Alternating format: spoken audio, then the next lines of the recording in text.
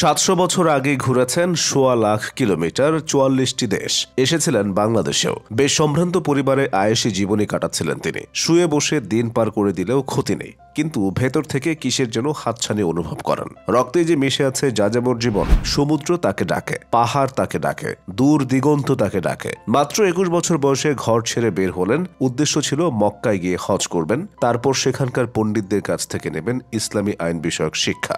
বের হয়েছিলেন ১ বছরের জন্য। সেই যাত্রাটায় রূপ নিল ৩০ বছরের অ্যাডভেঞ্চারে। ইবনে বতুতা আজ থেকে প্রায় ৭ শতাব্দী আগেই ঘুরেছেন ৪৪টি দেশ, ৭৫,০০০ মাইল বা ১,২০,০০০ কিলোমিটার। বলা হয় তার মতো এত দীর্ঘ ভ্রমণ করতে পারেননি আর কোনো পরিব্রাজক। ইউরোপে মার্কো পোলো তার ভ্রমণের জন্য বিখ্যাত।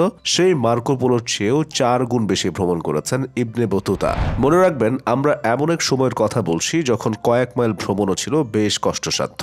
এখনকার মতো যানবাহন তো দূরের কথা, ঠিক মতো পথই তৈরি হয়নি। সেই যুগে বেশিরভাগটাই পায়ে হেঁটে, কোনো কাফেলার সঙ্গী হয়ে, কখনো উটের পিঠে চড়ে, কখনো সমুদ্র বা নৌপথে করে তখনকার মুসলিম শাসিত বিরাট অঞ্চলের প্রায় পুরোটাই ভ্রমণ করেছেন ইবনে বতুতা। এমনকি এই বাংলাতেও এসেছিলেন এই পরিব্রাজক। বতুতা জন্মগ্রহণ করেছিলেন মরক্কোর তানজিয়ারে, বেশ অবস্থাপন্ন পরিবারে। মার্কো পোলো যে বছর জন্ম নেন, সেই ১৩২৫ সালে তিনি শুরু করেন যাত্রা। হয়ে ওঠেন মধ্যযুগের প্রধান পর্যটক। মক্কার পথে সাহারা অতিক্রম করে তিনি ইরাক ও পারস্য সফর করেন। তারপর সমুদ্রপথে আফ্রিকা উপকূল ধরে আধুনিক তানজানিয়া পর্যন্ত যান।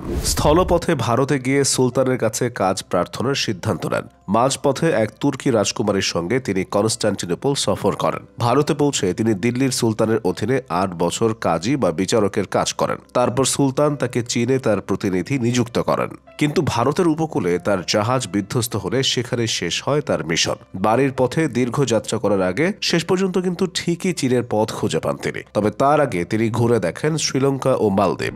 বলা হয় শ্রীলঙ্কা থেকে ফেরার পথে তিনি বাংলাদেশে এসেছিলেন ১৩৪৬ সালে। তখনকার বাংলা নিয়ে ইবনে বতুতা তার ভ্রমণ কাহিনীতে লিখেছেন, এই বিশাল দেশে প্রচুর চাল উৎপন্ন হয়। সারা পৃথিবীতে আমি এমন কোনো দেশ দেখিনি যেখানে জিনিসপত্রের মূল্য বাংলার চেয়ে কম। খোরাসানের লোকেরা বলে বাংলা ভালো জিনিসে পরিপূর্ণ একটি নরক। ১ দেড়হামে ৮টি মোটা তাজা মুরগি, ২ দেড়হামে একটি মোটা তাজা ভেড়া এখানে বিক্রি হতে দেখেছে। ১ স্বর্ণ দিনারে এখানে একজন সুন্দরী কৃতদাসী বালিকা বিক্রি হয়। বতুতার বাংলা ভ্রমণ নিয়ে একটি কিংবদন্তিও প্রচলিত আছে। ইবনে বতুতার বাংলাদেশে আসার গুরুত্বপূর্ণ উদ্দেশ্য ছিল মহান দরবেশ শেখ জালালউদ্দিনের সাথে সাক্ষাৎ করা। সিলেটের যেখানে শেখ জালালউদ্দিন থাকতেন, সেখান থেকে অনেক দূরে এই সুফি সাধকের ২ জন শিষ্যের সাথে দেখা হয় ইবনে বতুতার। সেই ২ শিষ্য জানান সুফির নির্দেশে তারা এসেছেন বতুতাকে বরণ করে নিতে। ইবনে বতুতা অবাক হন। তিনি যে জালালউদ্দিনের সাথে দেখা করতে এসেছেন, এই তথ্য জালালউদ্দিন আগে থেকে কি করে জানলেন? দীর্ঘ ভ্রমণ শেষে ১৩৪৯ সালে মরক্কোয় নিজ দেশে ফিরেছিলেন ইবনে বতুতা, কিন্তু তার যাত্রা সেখানে শেষ হয়নি। কিছুদিনের বিশ্রাম শেষে আরও ২টো সফরে পথে নামে। উত্তরমুখী সফরটা তাকে পৌঁছে দিয়েছিল আজকের স্পেনে, আর দক্ষিণমুখী যাত্রায় মালি।